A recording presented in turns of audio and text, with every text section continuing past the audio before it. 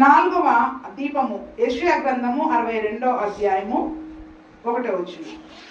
యెషయా గ్రంథము 62:1.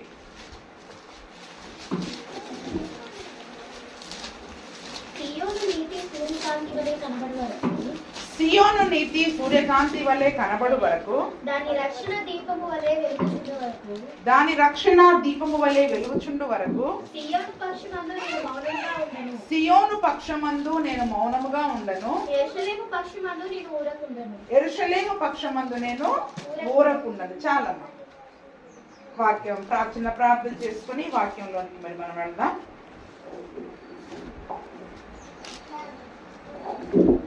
చిన్న ప్రార్థన చేసుకుందాం. మహాపరిశుద్ధుడా, వాక్యమై ఉన్న మా యేసుక్రీస్తు ప్రభువా, మీ యొక్క పరిశుద్ధమైన పాదములకి స్తోత్రము స్తోత్రము స్తోత్రము. అయా పరాక్రమము గల శూరుని వలె మాకు తోడుగా ఉంటున్న దేవానికి స్తోత్రము స్తోత్రము తండ్రి. నిత్యము తండ్రి నాయన మమ్మల్ని ఆవరించి ఉన్న దేవానికి స్తోత్రము, మమ్మల్ని చూచుచున్న దేవా నీకు స్తోత్రము స్తోత్రము తండ్రి నాయన. అయా మరి మాలో మీ ఆత్మను ఉంచి ప్రభువా, అయా మరి మేము మా యొక్క ఆత్మీయ జీవితంలో ఆరిపోకుండా నిత్యము మా ఆత్మదీపాలను వెలిగిస్తున్నందుకే నీకు స్తోత్రం స్తోత్రము నాయన. అయా నాయన మరి యొక్క 7 వారాల ప్రార్థనలో 5వ వారములో ప్రభువా నాయన మరి తులసి హరి గృహములో మేము కూడుకోవడానికి మీరు చూపిన కృపను బట్టి మీకు వందనాలయ్యా. అయా మరి నాయన ఈ గృహమును బట్టి నీ సన్నిధిలో ప్రార్థిస్తూ ఉన్నాం. అయా మరి నాయన మా కుటుంబాలలో మా గృహాలలో ఉండకూడనివి ఏమిటో, ఉండవలసినవి ఏమిటో అయా నీ లేఖనముల ద్వారా మరి మేము తెలుసుకుంది నాయన. దానికి లోబడి మా యొక్క గృహములలో అట్టి వాటిని నాయన మరి మేము వాటిని ఉంచుకోవడానికి మాకు సహాయము దయచేయండి. అయా నాయన మరి యోగు గ్రంథం ద్వారా మీరు మాతో మాట్లాడుతూ ఉన్నారు నాయన. మా గృహాలలో పవిత్రత, యథార్థత, నీతి మరి ఎక్కడన్నా వాటి విషయంలో మేము తప్పిపోతున్నామేమో అయా మరి నీ దీపం వెలుగులో సరి చేసుకునే కృపను మాకు దయచేయండి అయ్యా. అయా మరి చదవబడిన వాక్యం ద్వారా మీరు మాతో మాట్లాడండి, మా ఆత్మ దీపాలను వెలిగించండి. పరిశుద్ధాత్మ మీరే మా అందరితో మాట్లాడి మా హృదయాలను ఒప్పింప చేయండి.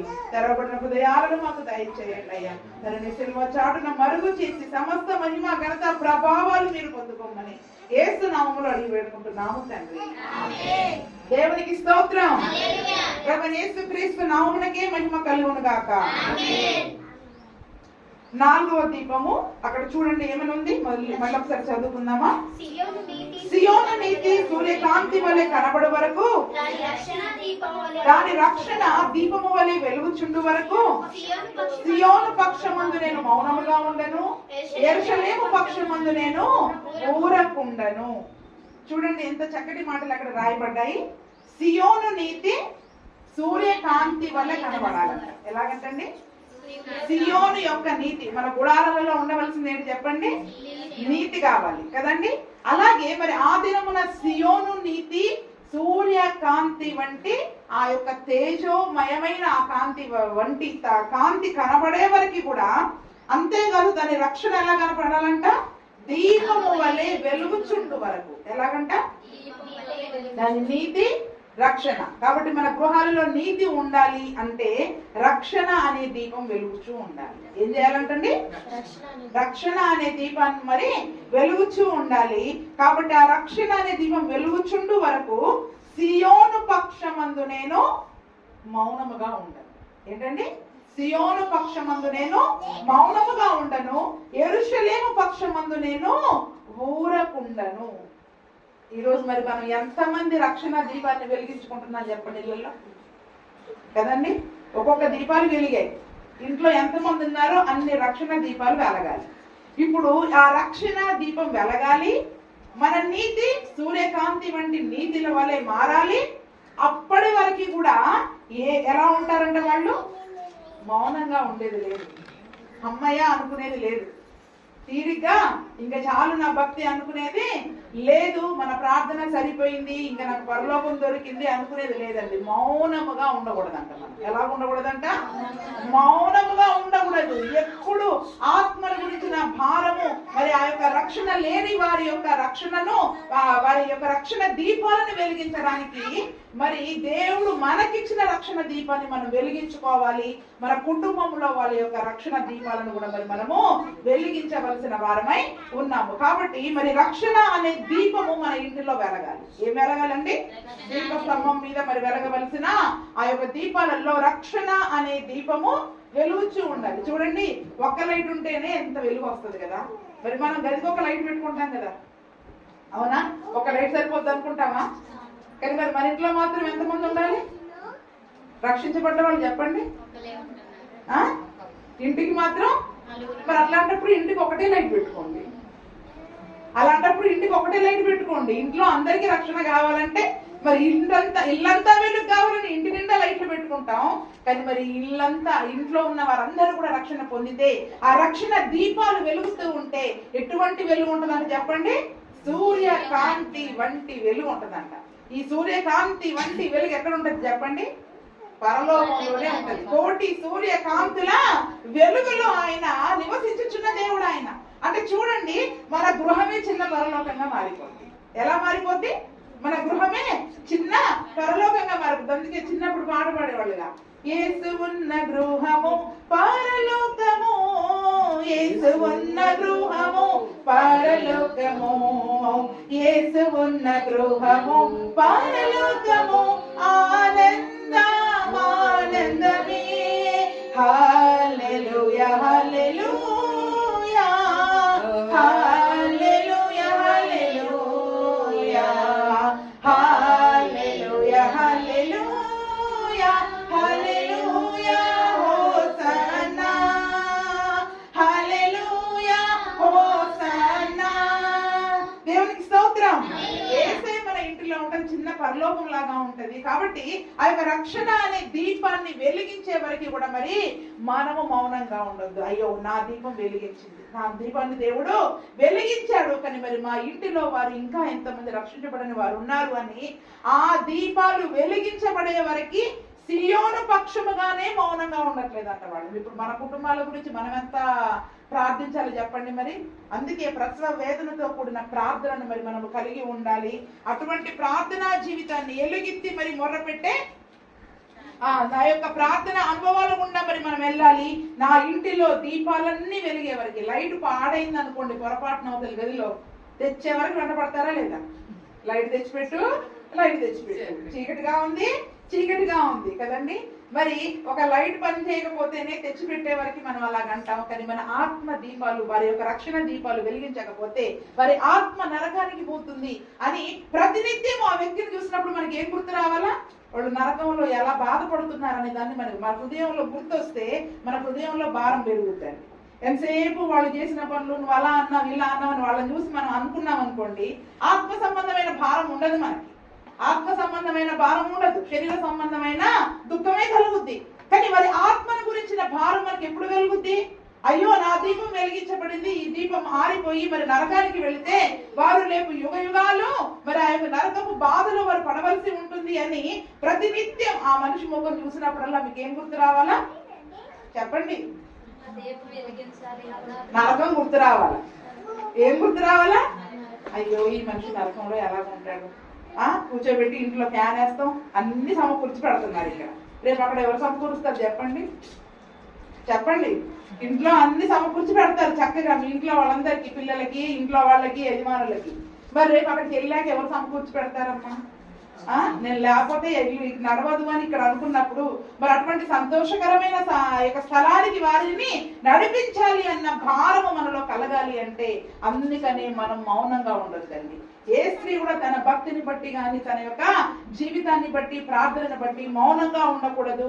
సియోను పక్షముగా అసలే మౌనముగా ఉండకుండా, యెరూషలేము పక్షముగా మౌనముగా ఉండకుండా మరి మనము ప్రతినిత్యము కూడా ఎలుగెత్తి ప్రార్థించే వారిగా మరి మనం ఉండాలి. అందుకనే మరి రక్షణ దీపాన్ని మన ఇంట్లో వెలిగించుకునే వారముగా ఉండాలండి. మరణము వరకు వారు ఎప్పుడైనా మారుతారండి. క్రీస్తునందు మనం పడిన ప్రయాస ఎప్పుడు కూడా వ్యర్థము కాదు. దేవుని చేత ఏర్పరచబడిన గుంపులో వాళ్ళు ఉంటే తప్పకుండా వాళ్ళు రక్షించబడతారు. కాబట్టి మొదటిది ఆ రక్షణ దీపం. తర్వాత గురించి మరి మనం ధ్యానం చేసుకుంటే మరికొన్ని విషయాలను కూడా మరి మనం ధ్యానం చేసుకుందాం. ఇంకొక దీపం గురించి కూడా నేను చెప్తాను.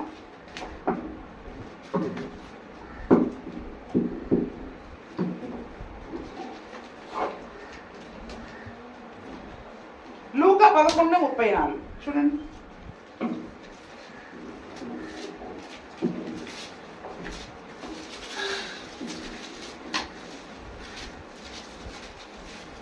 నీ దేహమును దీపమును నీ దేహమునకు దీపము నీ కన్నయ్యును గనుక నీ కన్నే గనుక నీ కన్ను తేటగా నీ నుండి కన్ను తేటగా ఉంటే నీ దేహమంతయు వెలుగుమయమై ఉండును. నీ దేహమంతయు వెలుగుమయమై ఉండును.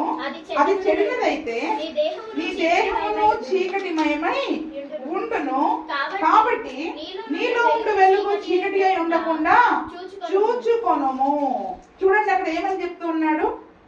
33 నుండి కూడా మనం చదువుకుంటే, ఎవడనూ దీపము వెలిగించి చాట చోటునైనను కొంచెం కిందనైనను పెట్టాడు గాని లోపలికి వచ్చి వారందరికీ వెలుగు కనబడు వరకు దీప స్తంభము మీదనే పెట్టును. ఇప్పుడు ఆ దీప స్తంభం మీద మనం పెట్టాల్సిన వెలుగేంటి?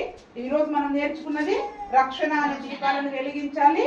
తర్వాత కన్ను, మన కన్నులు ఏంటి చెప్పండి? మన కన్నులు వెలిగించాలి. ఏం చేయాలండి?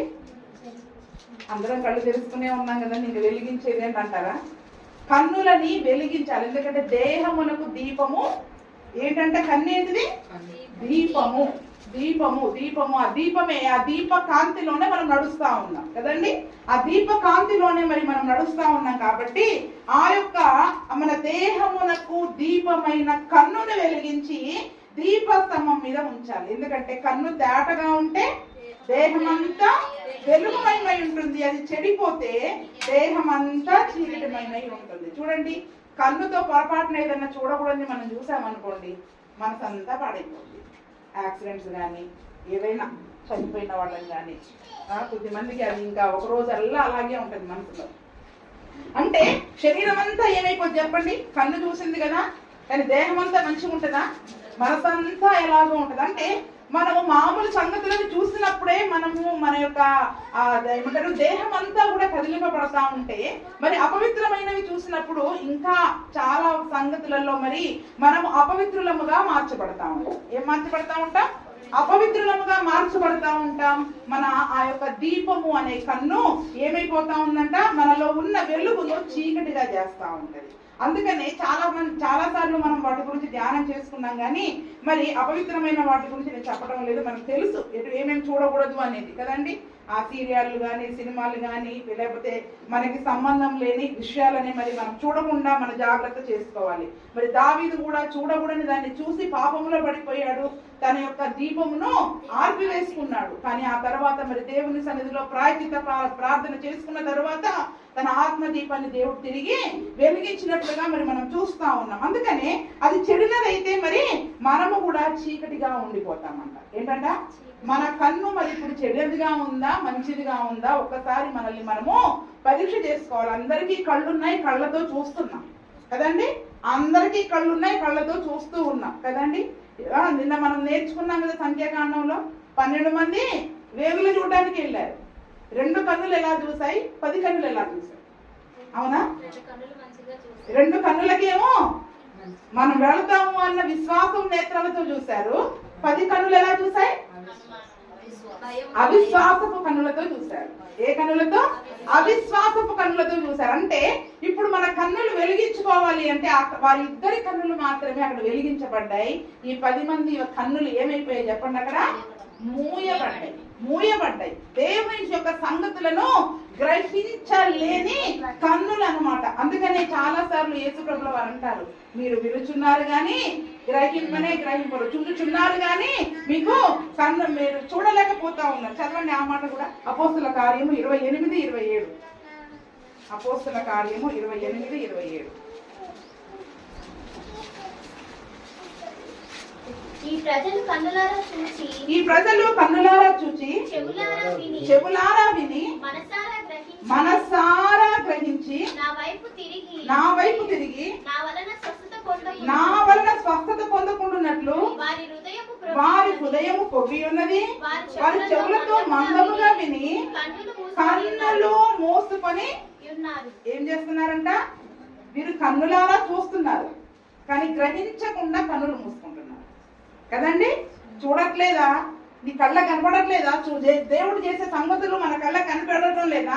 ఆయన ఇచ్చే దీవెనలు మన కళ్ళ కనపడటం లేదా? అన్ని కనిపిస్తున్నాయి, కళ్ళతో చూస్తున్నారు. దేవుని మందిరంలో జరిగే కార్యాలు కళ్ళతో చూస్తూ ఉన్నాం, చెవులతో వాక్యం వింటా ఉన్నాం, చెవులారా వింటున్నాం, చెవుల నిండా నింపుకొని వెళ్తాం వాక్యాన్ని. అవునా? కన్నులారా చూస్తున్నాం, చెవులారా వింటూ ఉన్నాం, మనసారా గ్రహించినట్టే ఉన్నాం. కానీ దేవుని వైపు తిరిగి నా వలన స్వస్థత పొందకుండానట్లు వారి హృదయము, వారి చెవులతో మందముగా విని, వింటున్నాము చెవులారా గాని చెవులలో మందం ఉండడం ద్వారా, మన భాషలో చెప్పుకోవాలంటే చెవులో ఆ ఉగులు ఎక్కువ ఉండడం ద్వారా వాక్యం నిండట్లా, చెప్తే ఎక్కువైపోతుంది. ఏం మిగిలిపోతుంది చెప్పండి? ముందు దాన్ని శుభ్రం చేసుకుంటే వాక్యం ఎక్కువ నిండిపోతుంది. అందుకని చెవులు ఎలా ఉన్నాయంట? మందముగా. మీ హృదయం మందముగా ఉంది, చెవులు మందముగా ఉండడం ద్వారా కళ్ళు మూసుకొని పోయాయి. ఏంటంట? ఇప్పుడు మన అందరికీ కళ్ళు ఉన్నాయి, మన దేహానికి దీపము కన్నే. వాక్యం వింటున్నాం, చెవులతో వింటున్నాం. మరి ఇప్పుడు మూసుకపోయిన కన్నులు ఉన్నాయా, తెరవబడిన కన్నులు ఉన్నాయా? అది చెప్పండి. మూసుకపోయి ఉంటే ఇప్పుడు ఆ దేహం మనకు దీపము కన్ను కదా, మరి ఆ కన్ను దీపపు వెలుగునిస్తుందా, లేకపోతే చీకట్లో నడుస్తున్నావా? ఇప్పుడు కళ్ళు మూసుకుంటే ఎలా నడుస్తారు చెప్పండి? గుడ్డోడు నడిచినట్టు నడుస్తారు. ఎలా నడుస్తారు? ఇప్పుడు ఆ గుడ్డోడు అడిగినట్టు అడగాల మనం. ఏమని? దావీదు కుమారుడా నన్ను బాగు చేయి. గుడ్డివాడనయ్యా నా కన్నులు తెరువవా, మూగవాడినయ్యా నీ స్వరము నీయవా. గుడ్డివాడనయ్యా నా కన్నులు తెరువవా, మూగవాడినయ్యా నీ స్వరము నీయవా. కుంటివాడినయ్యా నన్ను నడిపించవా, కుంటివాడనయ్యా నన్ను నడిపించవా. దావీదు కుమారుడా నన్ను దాటిపోతాయా, నజరేతు వాడా నన్ను విడచిపోతాయా. దావీదు కుమారుడా నన్ను దాటిపోతాయా, నజరేతు వాడా నన్ను విడచిపోతాయా. నీవు తప్ప నాకీ లోకంలో ఎవరున్నారయ్యా, నీకు తప్ప నాలో ఎవరికి చోటే లేదయ్యా. నీవు తప్ప నాకీ లోకంలో ఎవరున్నారయ్యా, నీకు తప్ప నాలో ఎవరికి చోటే లేదయ్యా. దేవునికి స్తోత్రం. చూడండి, నిజంగా శరీర సంబంధమైన గుడ్డి వాళ్ళకి మనం ఎంతగానో బాధపడతా ఉంటారు. ఇప్పుడు మా అమ్మగారు ఎంత బాధపడుతున్నారు, అవునా? ఆమె బాధ చెప్తుంటే మనకు అందరికి విసుగొస్తా ఉంటది కొన్నిసార్లు కదండి. అంటే శరీర సంబంధమైన విషయాలలోనే మనకి ఇంత బాధ కలిగితే వారి విషయాలు వినడానికి, మరి మనం ఆత్మీయ జీవితాలలో కూడా మరి వాక్యం వింటున్నాము, మనసులో గ్రహిస్తున్నాము, అయినా కూడా దాని ప్రకారం చేయకుండా మన కన్నులను మనం మూసుకుంటున్నాము. చాలా విషయాలలో వాక్యాన్ని మనం వింటున్నాము కానీ ఏం చేస్తున్నాం? గ్రహించకుండా కళ్ళు మూసుకుంటున్నాం. కళ్ళు మూసుకోవడం అంటే ఏంటి? ఇప్పుడు దీపం మీద మన కళ్ళు అనే దీపం వెలిగించాలి కదా, ఏం చేస్తున్నాం? ఏం పెడుతున్నాడు? పైన ఏం కప్పేస్తున్నాడు? ఉందా లేదా? ఏమనంటాడు? దీపస్తంభం మీద వెలుగు కనిపించకుండా ఏం చేస్తాడంట? ఎవడనూ దానిని కప్పివేయడు గాని, వెలిగించుటకు చాటు చోటునైనను పెట్టడు గాని, దానిపైన ఏమి కప్పివేయడు గాని, అందరికి వెలిగించడానికి మరి ఎత్తైన స్థలంలో ఉంచాలని చెప్పారు. ఇప్పుడు మనం ఏం చేస్తున్నాం? కన్నులు మూసుకోవడం అంటే చెప్పండి, దీపం వెలిగిస్తున్నాం, కప్పివేస్తున్నాం, ఒక పాత్రతో కప్పివేస్తున్నాం కదండి. ఆ పాత్రతో కప్పివేయడం ద్వారా మనము చీకట్లో నడుస్తున్నాం, ఎవరిని కూడా మరి మనము వెలిగించలేకపోతా ఉన్నాం. అందుకనే వాక్యానుసారమైన జీవితము జీవించే విషయములలో మనం చాలా విషయాలను తప్పిపోతా ఉన్నాం. పోగొట్టుకున్నదేంటో కూడా మనకు తెలియదు. ఏం చెప్పండి? ఏం పోగొట్టుకున్నా? అసలు ఒక నాణ్యం పోయింది అన్న సంగతి కూడా చాలా మంది తెలియట్లా. ఒక ఆజ్ఞలలో మీరు తప్పిపోతున్నారమ్మా, ఈ వాక్య విషయాలు తప్పిపోతున్నారు, మరి ఈ విషయాలలో మరి మీరు తప్పిపోతూ ఉన్నారు అని చెప్పినా కూడా మా దగ్గర అన్నీ ఉన్నాయి. ఏమని చెప్పుకుంటాం మనం?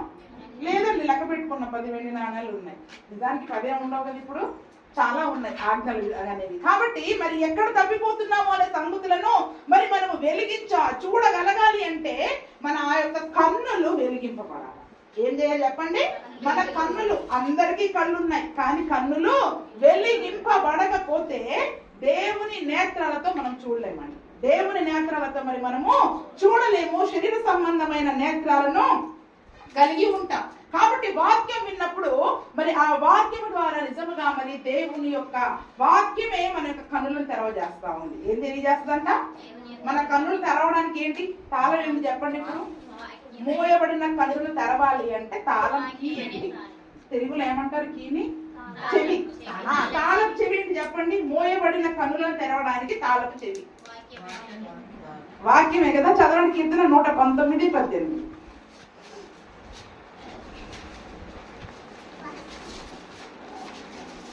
నేను నీ ధర్మశాస్త్రమునందు ఆశ్చర్యకరమైన సంగతులను చూచినట్లు. దేవుణ్ణి అడుగుతున్నాడండి దావీదు, అయ్యా ఈ వాక్యాన్ని నేను చూడాలా, ఈ వాక్యాన్ని చూడాలంటే నాకు కళ్ళు ఉన్నాయిగా. మన కళ్ళతో ఈ వాక్యాన్ని చదివితే మనకు అర్థం కాదండి. తెరవబడిన నేత్రాలతో వాక్యాన్ని చదవాలి, తెరవబడిన నేత్రాలతో వాక్యాన్ని వినాలా. అందుకే మన హృదయాలు కూడా తెరవబడాలి. ఏంటంట? ఆ రోజు అపోస్తులైన పౌలు గారు సముద్రపు నదీ తీరమున వాక్యం చెప్తుంటే చాలా మంది విన్నారు, కానీ ఒక్కరి పేరు రాయబడ్డది. ఆమె హృదయం తెరవబడింది. ఎవరామె? ఎవరని చెప్పండి? లూదియా. చూడండి, అక్కడ చాలా మంది కూర్చున్నారు, కానీ ఆమె ఆ వాక్యం వినుచుండగా ఆమె హృదయము తెరవబడింది. చూడండి, ఆ హృదయం తెరవబడితేనే దేవుని యొక్క కార్యాలు మన గృహాలలో జరుగుతాయి. దేవుని వెలుగు చేత మన గృహాలు నింపబడతాయి. మన నీతి సూర్య కాంతి వంటి వెలుగు వలె మరి మన కుటుంబాలు వెలిగించబడతాయి. కాబట్టి మరి ఈ రోజు మన మనస్సులు గ్రహించలేకపోతున్నాయి, తెరవబడలేకపోతున్నాయి, కళ్ళు కూడా తెరవబడలేకపోతాయి. అందుకని దావీదు భక్తుడు అంటున్నాడు, అయ్యా నేను నా కన్నులు తెరుచుకుని నీ వాక్యం చదవాలి. ఈ కళ్ళతో కాదు, నీ కళ్ళతో నేను వాక్యం చదవాలి. కాబట్టి నీ ధర్మశాస్త్రంలో ఉన్న ఆశ్చర్యకరమైన సంగతులను గ్రహించున్నట్లు నేను అర్థం చేసుకున్నట్లు నా కన్నులు తెరువు అని ప్రార్థన చేసుకుంటా ఉన్నాను. నేను అందుకే మీకు చెప్తున్నా, వాక్యం చదివేటప్పుడు ఈ చిన్న ప్రార్థన చేసుకోండి. ఏం చేసుకోమండి? ఈ చిన్న ప్రార్థన మాకు సార్ గారు చిన్నప్పుడే నేర్పించారు. ఇది అసలు బైబిల్ నువ్వు మీటింగ్ లో చదివినా కూడా ఆ ప్రార్థన చేసే చదవాలి. ఆ ప్రార్థన చేయకుండా వాక్యం చదివితే ఒప్పుకోరు అసలు. ఖచ్చితంగా ఇంట్లో చదివినా, కుటుంబ ప్రార్థనలో చదివినా, బయట మీటింగ్ లో చదివినా, ఇప్పుడు వేరే అంటే శిలువ సహవాసం సంఘాలంతా కూడా బాగా పాటిస్తున్నారు. ఖచ్చితంగా ఈ ప్రార్థన చేసే వాక్యం చదివే వాళ్ళు ఏంటంటే నీ ధర్మశాస్త్రమునందు ఆశ్చర్యకరమైన సంగతులను చూచినట్లు నా కన్నులు తెరువు. అందుకనే బైబిల్ మనం ఎన్నిసార్లు చదివామా, ఎంత చదివామా, ఎన్ని గంటలు చదివామా అన్నది ముఖ్యం కాదు. చదివింది అసలు మన బుర్రకు, మన కంటి ద్వారా మనం హృదయంలోనికి ఎంత వెళ్ళింది, ఎంత అర్థం చేసుకుంటున్నాం కదండి. మనం ఎంత తిన్నామన్నది ముఖ్యం కాదు, అసలు మనకి ఎంత వంట పడుతుంది అనేది చాలా ముఖ్యమైన సంగతి. కాబట్టి ఆ యొక్క వాక్యము మన కన్నులను తెరవజేస్తుంది. దేవుని సన్నిధిలో మరి మనం ప్రార్థన పూర్వకంగా అడిగినప్పుడు ఆ యొక్క కన్నులు తెరవబడతాయి. దీనికి ఇంకా మనకు చక్కటి ఉదాహరణ కావాలంటే తీయన అవసరం లేదు, కానీ నేను చెప్తాను. 1 సమూయేలు గ్రంథము 14వ అధ్యాయంలో మరి మనం చూసినట్లయితే అక్కడ ఫిలిస్తీన్ల పైన సౌలుతో ఉన్న సైన్యం అంతా కూడా యుద్ధానికి వెళ్తారు. ఎక్కడికి వెళ్తారండి? ఫిలిస్తీన్లతో. ఒకనొక సందర్భంలో ఫిలిస్తీన్లతో యుద్ధం చేయడానికి సౌలుతో ఉన్న సైన్యం అంతా వెళ్తారు. సౌలు గారంటే ఒక దానిమ్మ చెట్టు కింద నిలబడ్డారంట. ఏ చెట్టు కింద నిలబడ్డారంట? ఏ చెట్టు కింద? దానిమ్మ చెట్టు. ఇప్పుడు మనకున్న దానిమ్మ చెట్లు చాలా చిన్నగా ఉంటాయి, కానీ అప్పట్లో చెట్లు, అప్పటికి వాళ్ళు కనానులో ఉన్నారు కాబట్టి అక్కడ దానిమ్మ కాయలన్నీ పెద్దవి, చెట్లు కూడా చాలా పెద్దవి. కాబట్టి మరి ఆ దానిమ్మ చెట్టు కింద నిలబడి సైన్యంతో మాట్లాడుతూ ఉన్నారు, ఎలా చేయాలి, యుద్ధానికి ఎలా వెళ్దాము అని వీళ్ళంతా కూడా ప్లాన్స్ వేసుకుంటూ ఉన్నారు. అయితే ఆ యుద్ధానికి వెళ్ళడానికి మరి ఏదో ఒక ఆటంకం అనేది వీరిలో కలుగుతూ ఉంది. కాబట్టి మరి ఆ సౌలు రాజు గారు ఏం చెప్పారంటే, మనం ఫిలిస్తీన్ల పైన యుద్ధానికి వెళ్తున్నాం కాబట్టి ఎవ్వరూ కూడా ఏమీ ఆహారము తీసుకోకూడదు, అందరు ఉపవాసంతో రండి, అందరు ఉపవాసంతో వెళ్ళి యుద్ధం చేద్దాము అని చెప్పినప్పుడు అందరూ కూడా ఉపవాసంతో కూడి ఉంటారు. అయితే మరి సౌలు కుమారుడైన యోనాతాను, అతనితో ఉన్న పనివాడు మాత్రము మరి ఈ రాజుతో పాటు ఉండకుండా అడవిలో నుంచి వేరే ప్రాంతం మీదుగా వెళ్ళి ఈ యొక్క తండ్రి ఎందుకు ఆలస్యం చేస్తున్నాడు, మనం ఎలాగైనా యుద్ధం చేసి వాళ్ళని జయించాలని చెప్పి వేరే ప్రాంతం మీద నుంచి వెళ్ళి అక్కడ ఉన్న ఫిలిస్తీన్లని ఒకటే ఒక దెబ్బకు వీళ్ళిద్దరు కలిసి 20 మందిని చంపేశారు. ఎప్పుడైతే యోనాతానుతో కూడా ఉన్న వ్యక్తి మరి అక్కడ యుద్ధం చేయడం చూసారో, ఈ సౌలుతో ఉన్న వ్యక్తులు కూడా ఒక సైన్యం, మరొక చోట ఉన్న గుంపు, వారు కూడా వచ్చి భయంకరంగా ఫిలిస్తీన్లను చంపడం మొదలుపెట్టింది. అసలు ఫిలిస్తీన్లు కూడా చాలా ఎక్కువగా పోరాడారు. కానీ దేవుడు మరి వీరి పక్షముగా ఉండి ఆ యుద్ధాన్ని జరిగిస్తూ ఉన్నారంట. సాయంకాలం అయిపోయింది, యుద్ధం చేసి చేసి చేసి అందరూ అలసిపోయారండి. ఏంటంట, యుద్ధం చేసి చేసి అందరూ అలసిపోయారు, చాలా బడలికతో ఉన్నారంట. చూడండి, మనం మామూలుగా ఇంట్లో పని ఎక్కువైతేనే అలసిపోతాం. కత్తులు పట్టుకొని ఆ యుద్ధం చేయాలంటే ఎంత శక్తి ఉండాలి. అందులోనే ఎలా వచ్చారు, మళ్ళీ ఉపవాసంతో వచ్చారు. ఉపవాసంతో ఇక్కడ మోకాళ్ళ మీద కదలకుండా కూర్చున్న చోట కూర్చునే పరిస్థితి కాదు కదా. ఎండలో కత్తులు పట్టుకొని యుద్ధాలు చేయాలి మరి. కాబట్టి చాలా శరీరం అంతా కూడా వారికి బలహీనం అయిపోయింది. చివరికి ఆ సైన్యం అంతా కూడా ఒక అడవిలో గుండా మరి వెళుతూ ఉన్నారంట. ఆ యొక్క అంటే యుద్ధానికి కాస్త ఆ సాయంకాలం వచ్చరికి విరామం దొరికింది. శత్రువుల పైన జయం వచ్చే వరకు ఏ ముట్టుకోవద్దని సౌలు అందరితో మళ్ళీ ప్రమాణం చేయించాడంట. ఎలా చేయించాడంట, ప్రమాణం చేయించేసరికి అందరికి ఆకలి అవుతుంది, కానీ భయం అవుతుంది. రాజుగారు ఏమనుకుంటారోనని భయం అవుతుంది. అమ్మ ప్రమాణం చేశాం కదా ఏమో అని భయపడుతూ ఉన్నారు. అయితే మరి ఆ ప్రాంతంలో అడవిలో వెళుతూ ఉన్నప్పుడు అంట, అక్కడ చదవండి, ఇప్పుడు చదవండి 24వ వచనం నుండి. మొదటి శత్రువుల మీద పగ తీర్చుకొనక మునుపు సాయంత్రము కాక మునుపు భోజనము చేయవాడు శపింపబడును అని సౌలు జనుల చేత ప్రమాణము చేయించెను. అందువలన జనులు ఏమీ తినకుండిరి. జనులందరూ ఒక అడవిలోకి రాగా అక్కడ నేల మీద తేనె కనబడింది. అక్కడ ఏం కనబడిందంట, అడవిలోనికి రాగానే నేల మీద తేనె కనబడిందంట. ఇంకా చదవండి. జనులు ఆ అడవిని జొరగా తేనె, చూడండి, నేల ఒక చోటేమో నేల మీద కనబడింది, ఇంకొక చోటేమో కాలువలు కట్టి పారుతుందంట. అంటే ఆ తేనెని ఎవరు తీసుకునే వాళ్ళు కూడా ఎవరు లేరండి. ఆ తేనె పట్టు దాన్ని అంతా నింపడమే వాళ్ళ పని, తేనె తీగల పని. అది నింపి నింపి నింపి అవి వెళ్ళిపోతున్నాయి. అది అందులో నుంచి కారి కాలువలై పారిపోతుందంట. చూడండి, అసలు చూడండి, ఆకలితో ఉన్న వాళ్ళకి దాన్ని చూడగానే ఏమనిపిస్తుంది చెప్పండి. అసలు కొద్దిమంది అయితే అటు ఇటు చూసి కొన్ని నీళ్లు కూడా తాగుతాం, అవునా? అటు ఇటు చూసి ఉపవాసం ఉండి నీళ్లు కూడా తాగుతాం. అంటే చూడండి, ఏదైనా కూడా శరీరము బలహీనపడినప్పుడు ఏదో ఒకటి బలమైంది కావాలని కోరుకుంటా ఉంటది. అక్కడ తేనె కూడా చక్కగా మరి ఆ యొక్క కాలువలాగా పారుతా ఉందంట. అందరూ దాన్ని చూస్తున్నారు, నోట్లో నీళ్ళు వస్తున్నాయి, నాలుక పిడిచగట్టిపోతుంది, నాకాలని ఆశ ఉంది, తినాలని ఆశ ఉంది. కానీ ప్రమాణం గుర్తుకొచ్చింది. ఏం గుర్తుకొచ్చింది? ప్రమాణము గుర్తుకొచ్చి ఏమంటున్నారు అక్కడ చదవండి. తాము చేసిన ప్రమాణమునకు భయపడి ఒక్కడను చెయ్యి, చూడండి, చెయ్యి తేనె దాకా పోయిందంట. అంటుకోవడానికి అసలు చూద్దామని అక్కడ దాకా పోయింది, కానీ ఎక్కడ దాకా రాలేదు, ఇక్కడ దాకా రాలేదు. ఎందుకంటే ప్రమాణానికి భయపడ్డారు. బాబు ప్రమాణం చేస్తాం, మళ్ళీ ఏ కీడు వస్తుందో మీదికి ఒప్పుకున్నాం, ఏ కీడు వస్తుందో తీర్మానం చేసుకున్నాం, ఏ కీడు వస్తుందోనని భయానికి ఒక్కడంటే ఒక్కడు కూడా దాన్ని మరి నోట్లో పెట్టలేదంట. అయితే చదవండి అమ్మా. అయితే యోనాతాను తన తండ్రి జనుల చేత చేయించిన ప్రమాణము వినలేదు గనుక తన చేతి కర్ర చాపి దాని కొనను తేనె పట్టులో ముంచి తన చెయ్యి నోటిలో పెట్టుకొనగా అతని కన్నులు ప్రకాశించెను. చాలా దేవునికి స్తోత్రం. అయితే యోనాతాను ఇతనితో ఉన్న పనివాడికి అసలు ఈ సంగతి తెలవదు. వాళ్ళ తండ్రి ప్రమాణం చేయించిన సంగతి కానీ ఏ సంగతి కూడా తెలీదు. కాబట్టి ఇతను ఏం చేశాడంట, అలసటగా ఉండడం ద్వారా ఆ యొక్క తేనెను ఎలాగా చేతి కర్ర చాపి కొనను తేనె పట్టులో ముంచి తన చెయ్యి నోటిలో పెట్టుకొనగా, తేనె ఎలా నాకుతారు, ఒక వేలితో చక్కగా నాకగానే ఏమైపోయిందని చెప్పండి, అతని కన్నులు.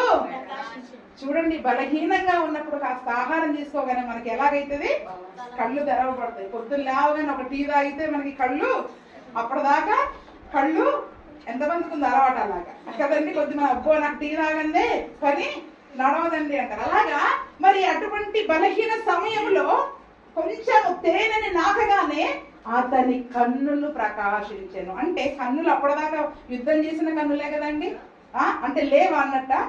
మనకు అర్థం కావడం కొరకు చెప్తున్నాం, మోయబడిన కన్నులు, తెరవబడిన కన్నులు. కానీ కన్నులకి వెలుగు అనేది ఎప్పుడు వస్తుంది చెప్పండి, బలమైన ఆహారం తీసుకున్నప్పుడు, శరీరం బలహీనపడినప్పుడు దానికి కాస్త బలమైన ఆహారాన్ని మనం ఇచ్చినప్పుడు మన కన్నులు ప్రకాశిస్తాయి కదండి. ఇప్పుడు ఈ తేనేంటి? అక్కడ నామమే, కానీ నీ వాక్యము, నీ న్యాయ విధులు, నీ శాసనములు తేనె కంటేను, జుంటి తేనె దారె కంటేను మధురమైనది. దీనికంటే మధురమైన ఆ వాక్యాన్ని మరి మనం చదివినప్పుడు, విన్నప్పుడు, గ్రహించినప్పుడు మరి మన కన్నులు ప్రకాశించాలి. ఏమవ్వాలి చెప్పండి? మరి మన కన్నులు ప్రకాశించాలి. నిజంగా అక్కడ మరి కొంచెము తినగానే, కొంచెము తింటేనే అతని కన్నులకు ప్రకాశించిందంటే మరి మనం ఇంకా తిన్నామనుకోండి, మన కన్నులు ఎంతగా దీపకాంతిని కలిగి ఉంటాయి, అనేకులకు వెలిగించే విధముగా మరి మన కన్నులను మరి మనం చేసుకుంటాం.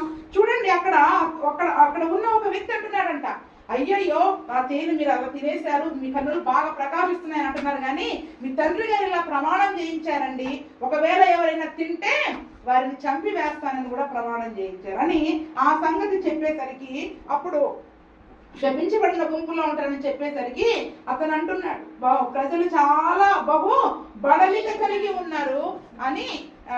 యోనాతాను ఏమంటున్నాడు చూడండి 29వ వచనంలో, అందుకు యోనాతాను అందుచేత నా తండ్రి జనులను కష్టపెట్టిన వాడాయను, నేను ఈ తేనెను కొంచెం పుచ్చుకున్న మాత్రమున నా కన్నులు ఎంత ప్రకాశించున్నావో చూడి. జనులు తాము చిక్కించిన తమ శత్రువుల దోపుళ్ల వలన బాగుగా భోజనము చేసిన ఎడల వారు ఫిలిస్తీయులను మరి అధికముగా హతము చేసి. చూడండి, అసలు భోజనం చేయకుండా మనం యుద్ధానికి వెళ్ళాం, ఈ కొంచెం తేనె తింటేనే నా కన్నులు ప్రకాశించినాయి. ఇప్పుడు ఫిలిస్తీన్ల మీదకి వెళ్ళి యుద్ధం చేశారు, వాళ్ళంతా దోచుకున్నారు, వాళ్ళ ఆస్తిపాస్తులు, వారి యొక్క ఆహార పదార్థాలు కూడా దోచుకున్నారు, కానీ వీరికి ఏం లేదు, తినే యోగం లేదు. ఎందుకంటే ప్రమాణం ఏమొచ్చింది మధ్యలో అడ్డం.